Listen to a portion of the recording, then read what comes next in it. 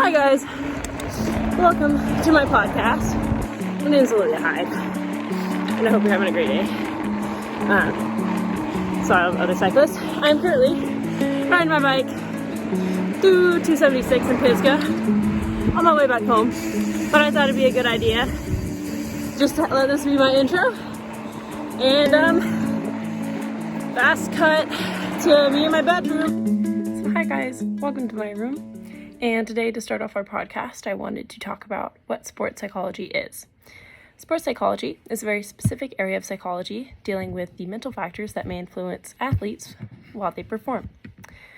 Psychologists working in this field use similar techniques and tools as other psychologists will, but these are directly focused to help an athlete while they perform. And the main goals are to help athletes enhance their performance by using techniques, motivation for improved performance, and stress and anxiety. Playing sports, especially on a professional level, can be very stressful because you not only have your own mental factors into play while you're performing, but you also have outside people who are critiquing you, and that just makes it super stressful and kind of hard for you to do your job. So sometimes the sports psychologist is required to help an athlete do what they need to do, have mental tools to help them get through all the hate, backlash from themselves and outside forces. And mentality plays a huge part in performance. It's almost as important as it is to train your body. Like, let's say you're a runner. So let's say you run long and hard hours to help you build your physique, your fitness, your ability to perform. But that kind of all goes to waste if your mind is not there. So I'm going to talk a bit about sports anxiety, my own experiences, as well as tools to help fix them. So with my personal experience with anxiety while racing,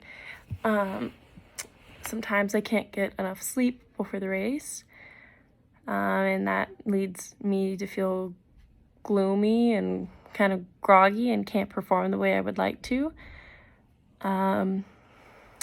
Sometimes it makes me have low confidence as well as negative self-doubt and reluctancy to even race sometimes. So I think it's quite important to learn how to control that, to actually have fun at the sport you love doing. And so I have 10 ways I have learned that work for me, as well as some cool new methods that I will try out in the future that I would love to talk about.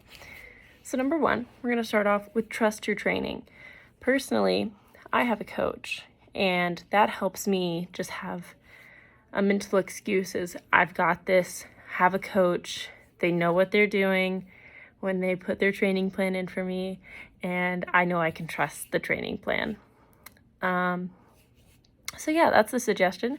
If you have the money or if you have the time, coach is very beneficial. Next up, try listening to music. I listen to very upbeat, happy music before I race, or like rap, just to like get me in that headspace of like I'm gonna be, in some pain and, hopefully like have fun doing it, type 2 fun. Third, we have try listening to a podcast or audiobook. I have not tried this, but this is one of the methods I found online that looked quite appealing. And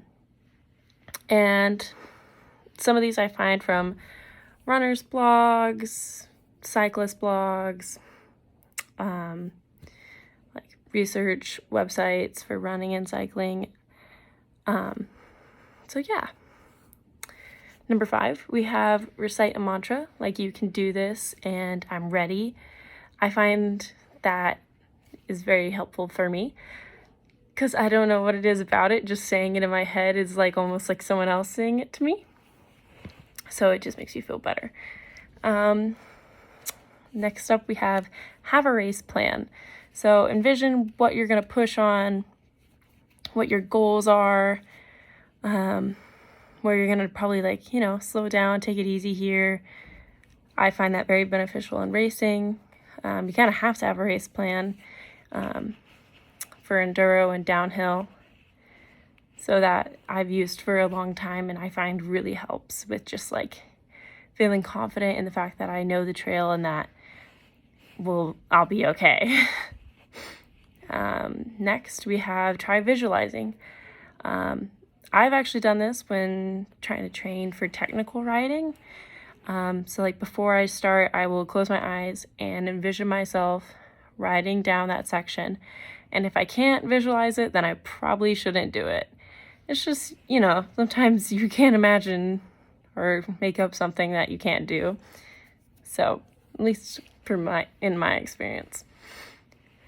Next step is use mindfulness techniques like yoga, mindfulness, and controlled breathing. I have used controlled breathing much more often, I would say, right now. And I find it really works for me. It helps with calming down before I do a run, and before I race downhill. I find it really helps with relaxation. Next, we have control what you can and let go of the uncontrollable. I find this very important. You can't focus too much on your competitors. I know it's very hard, but you just gotta let it go because it's extra stress, and that is burning energy and not good for you. So just focus on what you can control, and you'll have a lot more fun that way as well. And last step, smile, or fake it till you make it. I find it works for me. It's kind of weird making yourself smile when you don't feel like smiling, but I find it really helps. And as we start to wind down today, I would like to challenge you guys to try some of the tactics I've listed below. And it's great for just general anxiety, even if you don't play sport. And I also think that you guys should look up Noel Mulkey on TikTok. He is an amazing triathlete, one of the best in the country, and he's very open and honest about all of the real struggles that happens to everyone in training. Like, it's not always easy, even if you are one of the greatest people doing it. So yeah, I hope you guys have a great rest of your day, and yeah, go eat some yummy food and drink plenty of water.